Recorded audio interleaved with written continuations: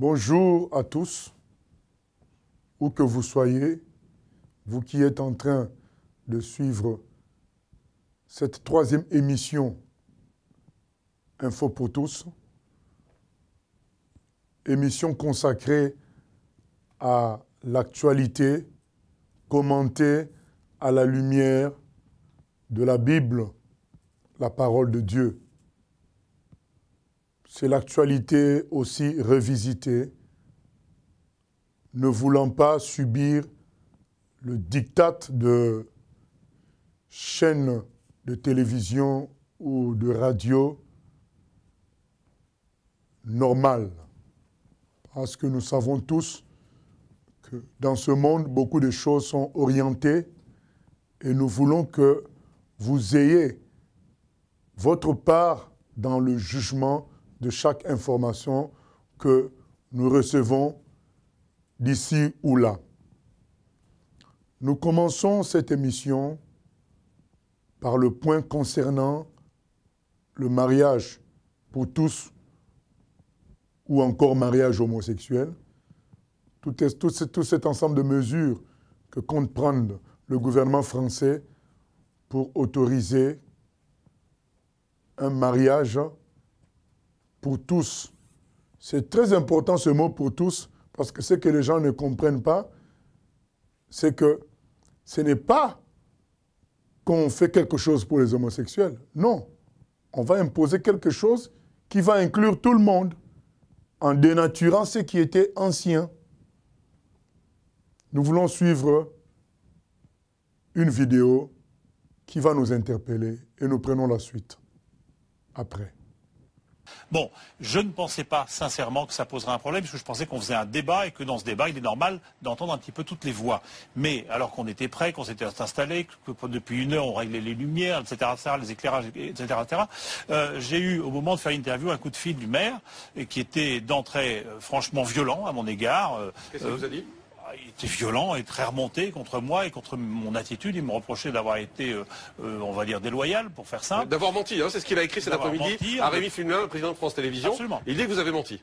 Oui, sur le non, nom de l'invité. Non, parce qu'on a évoqué différents noms. Il en a retenu certains, mais pas d'autres. On a évoqué différents noms, mais on n'en avait arrêté aucun, encore une fois. Et donc, on a fait venir cette femme, avec laquelle d'ailleurs il a débattu sur d'autres plateaux de télévision. Et je pensais qu'en démocrate, il était normal pour lui que dans le cadre des mairies, quelles qu'elles soient, au-delà de la question simple du 19e arrondissement, on puisse débattre de cela. Donc il a été assez violent. Il m'a raccroché au nez après m'avoir dit qu'il m'interdisait de faire l'émission. À ce stade-là, pour des problème de production, il était trop tard pour revenir en arrière, donc je me dis on va essayer de le faire quand même. Il y a du personnel de la mairie qui a voulu nous faire comprendre qu'il ne fallait pas le faire non plus. On a commencé, et pendant qu'on faisait l'interview, j'ai vu des gens s'agiter derrière, j'ai entendu des bruits, des allées-venues, etc. Et petit à petit, les spots se sont éteints les uns après les autres. Alors on a les images parce que vous nous les avez amenées de ce qui s'est passé. Regardez, c'est assez incroyable. C'est un tournant historique dans l'humanité, c'est-à-dire qu'on va instituer une filiation amputée et la remplacer par un éducateur à la place d'un parent biologique. Oui, mais il y a des pédopsychiatres qui disent que des enfants peuvent très bien grandir dans des familles comme ça, qui peuvent très bien s'inventer effectivement. Absolument. Leur Mais propre... ils disent tous aussi une chose très importante. C'est que on a de la lumière qui disparaît au fur et à mesure. C'est étonnant, au plus on tombe dans le noir. Oui. Le noir, un peu que cette loi risque un peu de faire grandir dans notre société. Les homosexuels disent le mariage, ça serait aussi une façon de revenir dans la normalité et d'en finir avec l'homophobie latente. Je ne crois pas. La normalité, c'est d'être vrai, c'est-à-dire de dire que l'homosexualité n'est pas la même chose que l'amour entre un homme et une femme. Je ne dis pas que c'est pas un amour aussi beau et pas aussi sincère. C'est pas ce que je dis. Je dis qu'il ne se vit pas de la même façon, notamment parce que l'enfant ne pourra pas venir de cet amour-là directement. Merci Frigile Barjot. Je vous en prie, merci de m'avoir donné la parole. Pour les gens qui ne comprendraient pas qu'on est un petit peu dans le noir, je ne sais pas à quoi c'est dû. C'est simplement que la mairie n'est pas tout à fait d'accord pour qu'on filme dans cette salle des mariages. Il y a eu un petit malentendu. Ils ne pensaient pas qu'on allait vous interviewer ici et visiblement ça ne plaît pas au maire. Alors, chers internautes, vous avez constaté avec moi, avec stupeur, stupéfaction, ce qui s'est passé en France, dans le pays que l'on dit de la liberté, des droits de l'homme. Un maire, parce que les opinions débattues ne l'arrangeait pas, il ose faire éteindre les lumières pendant une émission télévisée. Où est la démocratie? Où est la liberté? Tout ça cache une réalité, laquelle c'est qu'il y a un lobby, un groupe de gens qui veulent dénaturer ce que Dieu a décidé, hommes et femmes, et ils veulent s'imposer sur les autres en obligeant à tous à accepter l'homme comme étant une sorte de matière qui n'a pas de culture, qui n'a pas d'histoire. D'ailleurs, dernièrement, l'ex-président Valéry Giscard d'Estaing a manifesté son opposition au mariage pour tous en disant que le mot mariage a été créé dans un cadre historique concernant l'union entre l'homme et la femme. Si on veut améliorer les droits des couples homosexuels, on n'a qu'à leur faire à eux une autre voie juridique. Mais vouloir changer ce qui existait culturellement, historiquement, naturellement, bibliquement, parce que c'est Dieu qui a institué le mariage. Dans Genèse 2, 24, il dit « L'homme quittera son père et sa mère, s'attachera à sa femme et ils deviendront une seule chair. » Les anti-dieux veulent imposer le mariage homosexuel et ont imposé un nouvel ordre à tous les courants, à tous les humains. Nous nous opposons à cela et nous allons continuer à prier afin que ces lois échouent, que ça ne marche pas, que ça ne passe pas. Et nous appelons les gens à soutenir toutes les activités qui sont faites pour empêcher de telles lois d'être retenues. Bien sûr, un soutien pacifique, non violent et dans le cadre de la loi.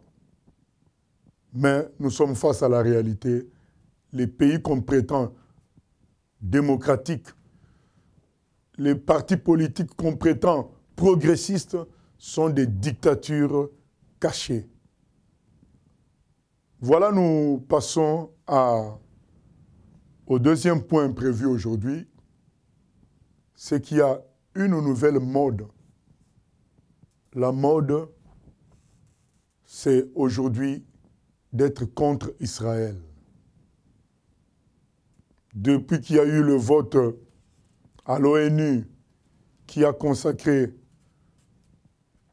la Palestine comme un État non membre de cette organisation, ça et là, c'est devenu comme une mode que de faire des manifestations anti-israéliennes, sans même savoir le tenant et les aboutissants du problème israélo-palestinien. Nous demandons à chacun d'être courageux. Les courageux, c'est ceux qui cherchent par eux-mêmes pour se faire leur propre opinion. Soyons courageux pour aller dans l'histoire de la création de l'État d'Israël. Soyons courageux pour aller dans l'histoire et savoir comment certains territoires ont été occupés par Israël. Qu'est-ce qui s'était passé avant? Soyons courageux pour établir les choses dans la clarté et dans la neutralité afin de favoriser la vraie paix. Parce que ce n'est pas le mensonge qui produira la paix, mais c'est la vérité. Et nous demandons aux internautes de chercher par eux-mêmes et ils constateront que la réalité n'est pas celle qui est présentée par nos chaînes, qui sont la plupart du temps anti-israéliennes, parce qu'Israël, c'est le peuple de Dieu. Nous ne soutenons pas le gouvernement israélien aveuglément. Nous voulons dire une chose, faisons preuve d'impartialité, cherchons par nous-mêmes, historiquement, pour savoir pourquoi nous en sommes là. Et je crois que beaucoup auraient des avis beaucoup plus mesurés. Soyons courageux. Troisième point, les problèmes en République démocratique du Congo. Les gens, ça et là, pleurent en disant « Mais oui, mais comment un pays peut-il souffrir autant? Toujours des troubles. » C'est vrai. Le scandale géologique que représente ce pays attire des convoitises qui le maintiennent dans un état de guerre perpétuelle. Mais il ne faut pas se leurrer. Ce sont les pays qui se disent démocratiques, de droits de l'homme, qui sont à l'origine de ce problème-là. Comme ils ont été à l'origine de la colonisation, c'est du néocolonialisme par pays africains interposés. On fait de l'Est du Congo une zone de chasse,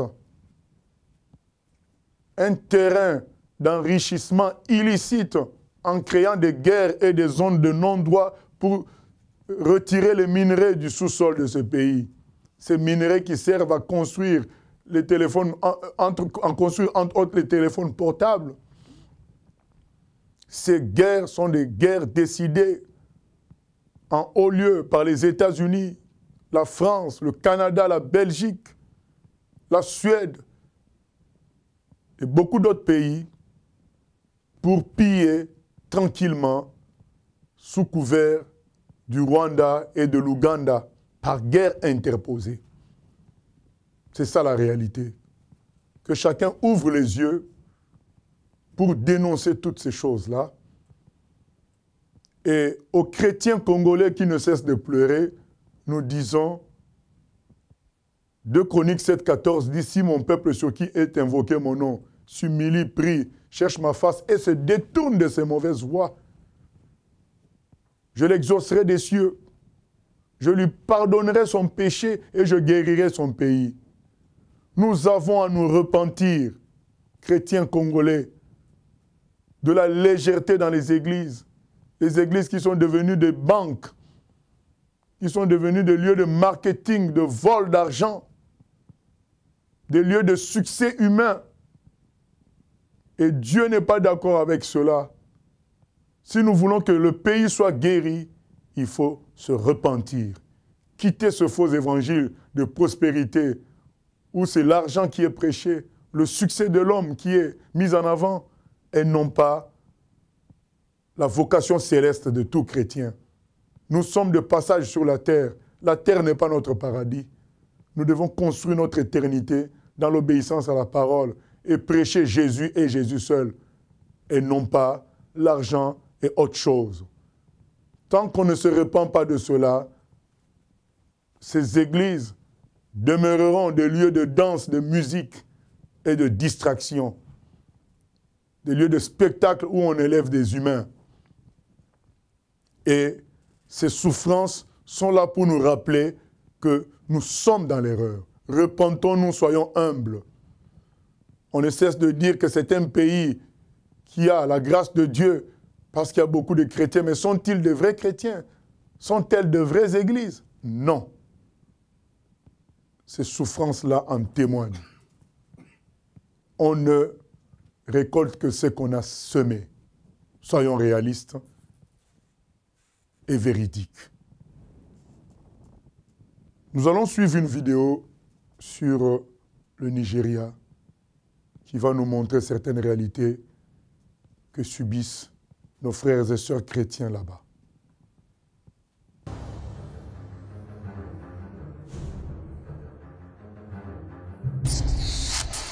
Bonjour Clémence. Bonjour Anne-Laurence. Alors la situation au Nigeria est très grave.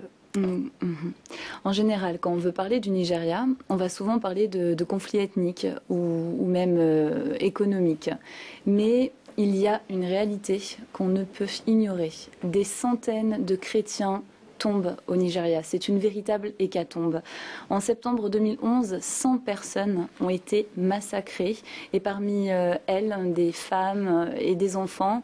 En mars 2011, 500 chrétiens ont été assassinés en moins de 3 heures. En novembre 2011, au moins 130 personnes ont été tuées.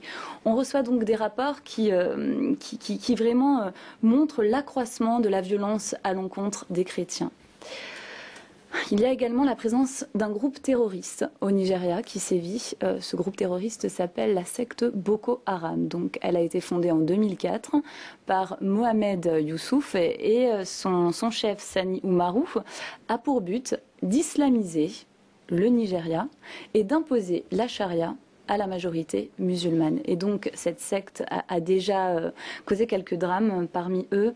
Le 27 août dernier, un chrétien âgé de 36 ans, donc un pasteur, a été assassiné, laissant donc sa femme et ses 2 enfants âgés respectivement de 3 ans et 9 mois. Il exerçait son métier dans l'état de Borno, auprès du peuple Kotoko.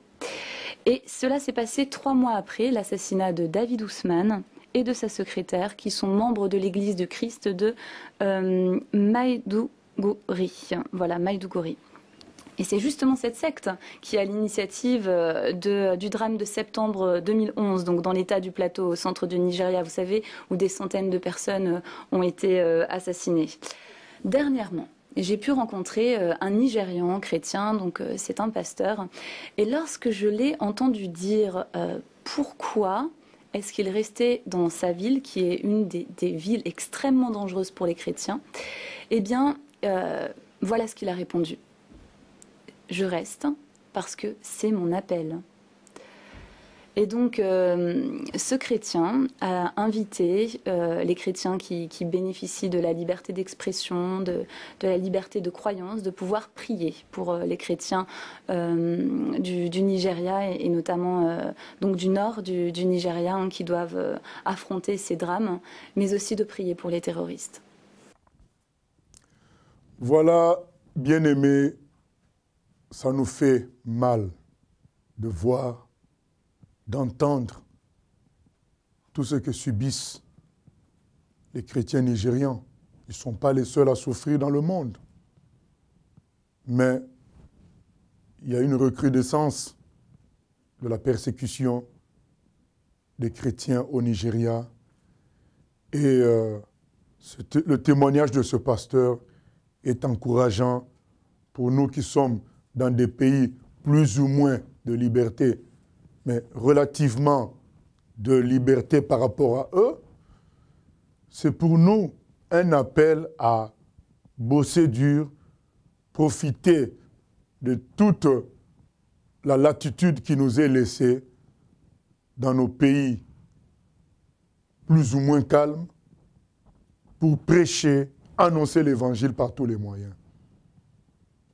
Prions pour nos frères et sœurs qu'ils tiennent bon dans la vérité sans user de vengeance ni de violence. Et prions aussi pour leurs persécuteurs, car c'est ainsi que nous montrerons la différence. Mais nous ne pouvons pas passer sans dénoncer le christianisme consumériste, le christianisme de consommation qu'il y a dans ce pays-là aussi. Il y a des vrais chrétiens, c'est vrai, mais la majorité est dans l'évangile de prospérité, dans l'évangile de l'hôpital, où on vient chercher Dieu pour ses besoins humains terrestres et non pas pour devenir une nouvelle créature. Et cet évangile affaiblit l'Église. Que ces persécutions nous réveillent pour revenir au véritable évangile. Entre-temps, frères et sœurs du Nigeria, que Dieu vous protège et vous soutienne et qu'il vous bénisse abondamment. Dénonçons le faux évangile, revenons à l'évangile de la puissance de Dieu, de la vérité et du ciel, et nous verrons la gloire de Dieu. Un point rigolo à présent, après la vidéo qui suit.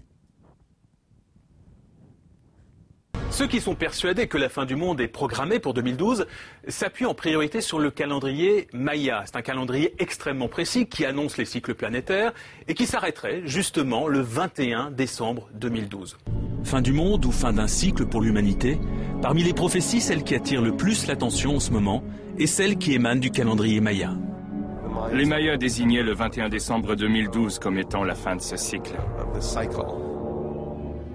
Le calendrier de l'ancien peuple maya d'Amérique centrale est d'une grande précision. Il prévoit les éclipses de lune plusieurs siècles à l'avance. Or, la plupart des spécialistes affirment que le calendrier maya prend fin au solstice d'hiver de l'an 2012. Ceux qui ont su le mieux lire le ciel sont sans aucun doute les Mayas. La civilisation maya a été particulièrement florissante en Amérique centrale du 6e au 9e siècle après Jésus-Christ. Les Mayas étaient obsédés par le passage du temps. Leur calendrier est extrêmement précis, davantage que le nôtre. Leur calcul des périodes des cycles lunaires, solaires et planétaires permettent, par exemple, de prédire une éclipse solaire des milliers d'années avant qu'elle ne survienne. Les Mayas avaient plusieurs calendriers, réunis dans un grand calendrier qui s'étend sur une période de 5126 années. Selon les spécialistes, ce grand calendrier aurait commencé en 3114 avant Jésus-Christ et il devrait s'achever le 21 décembre 2012. Voilà ce qui se disait avant le 21 décembre. On a fait passer cette date comme étant presque scientifiquement la date de la fin du monde. Les Mayas qui ont été vaincus par les Espagnols sont devenus les maîtres du monde par leur calendrier.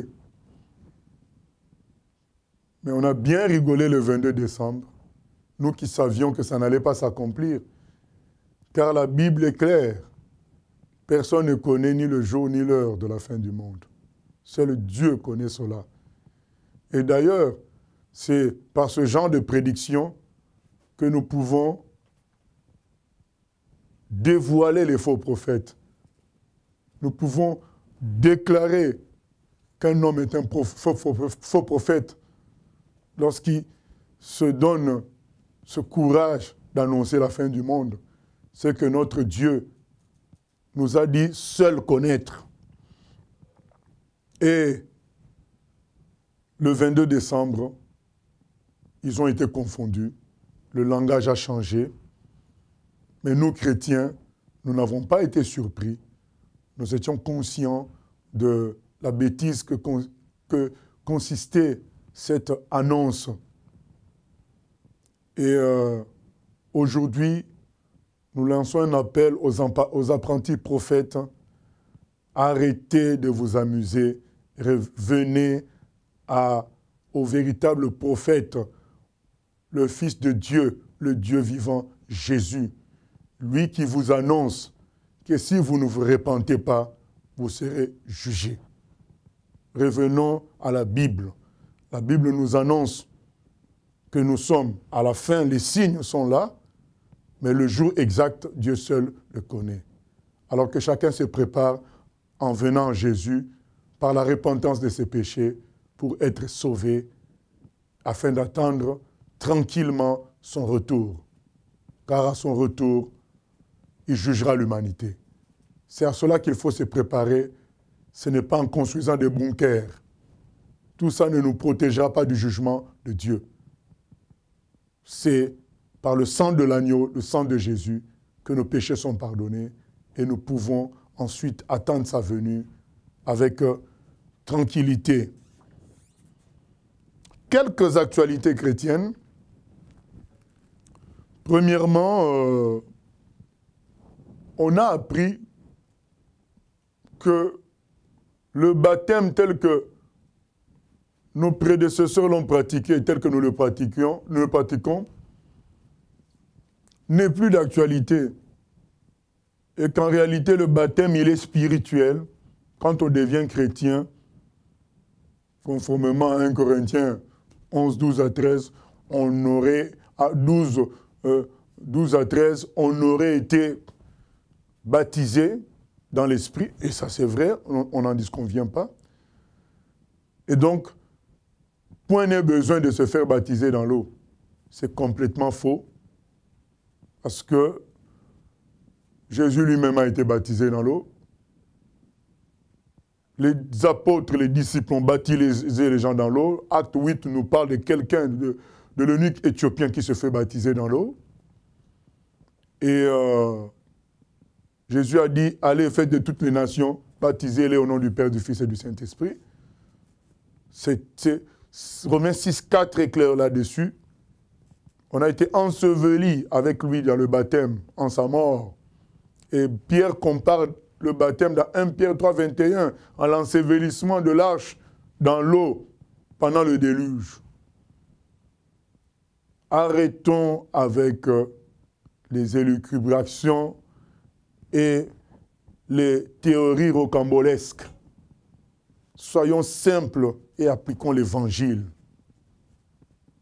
Bien-aimé, si tu t'es laissé avoir par de telles théories, fais-toi baptiser dans l'eau, car il est écrit clairement, Marc 16, 15 à 16, ceux qui croiront et qui seront baptisés seront sauvés.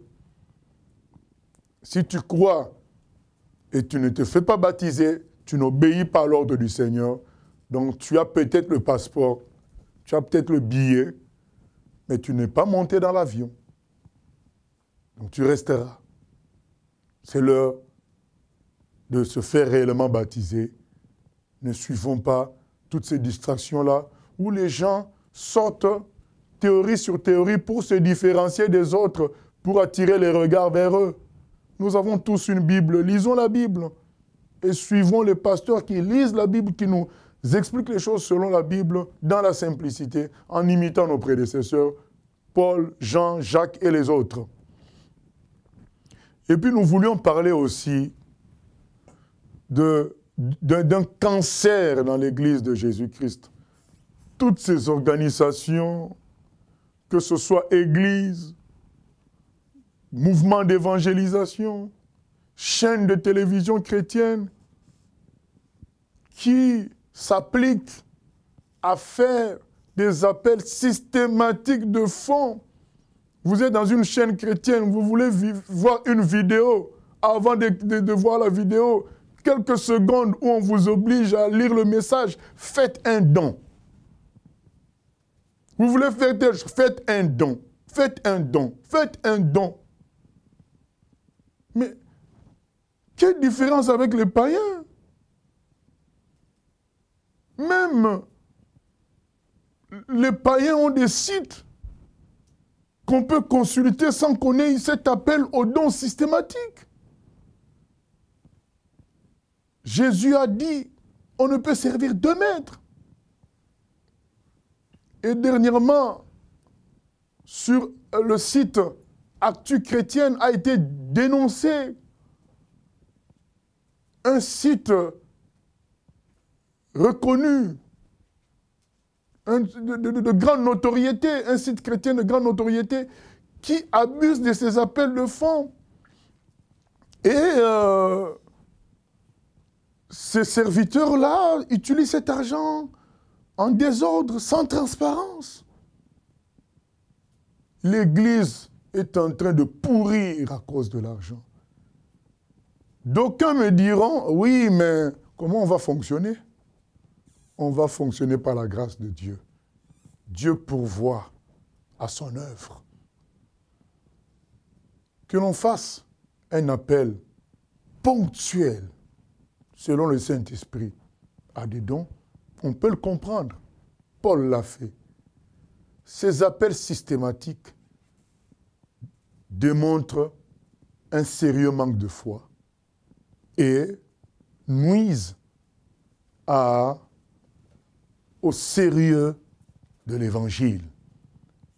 Jésus a dit, vous avez reçu gratuitement, donné gratuitement. Les dons de Dieu sont gratuits. Et quand on dit les dons, il n'y a pas que la prédication, le don de guérison. Il y a aussi les dons matériels. Nous les avons reçus gratuitement. Certains diront, non, non, nous avons acheté. Oui, mais l'argent avec lequel vous avez acheté, ben, c'est venu par la grâce de Dieu. Nous avons reçu gratuitement, donnons gratuitement. Ce cancer-là fait qu'aujourd'hui, il y a beaucoup de ministères qui sont des ministères du ventre, qui ont des ministères d'argent parce que c'est le système. Si aujourd'hui, l'Église chrétienne s'amendait, se corrigeait, je peux vous dire qu'on aura des ministères excellents basés que sur la foi en Christ, des ministères de puissance et de vérité. La gloire de Dieu se manifestera. Donc, bien aimés, n'encourageons pas tous ces mouvements qui demandent de l'argent systématiquement. Faisons un effort pour aller dans les sites gratuits qui vont nous inciter, nous, quand on va avoir aussi les dons de Dieu, à faire les choses gratuitement. Et il y aura vraiment une réelle différence entre ce qui est de Dieu et ce qui n'est pas de Dieu. Nous ne prétendons pas que tous ceux qui font un appel aux dons sont des faux serviteurs, mais nous disons que c'est le moment de s'amender pour aller vers la gratuité. Ça, ce sera la vraie Église, la vraie différence. Que Dieu nous bénisse. Merci pour votre écoute. Nous nous retrouvons pour une prochaine tranche dans les jours à venir. Gloire à Dieu.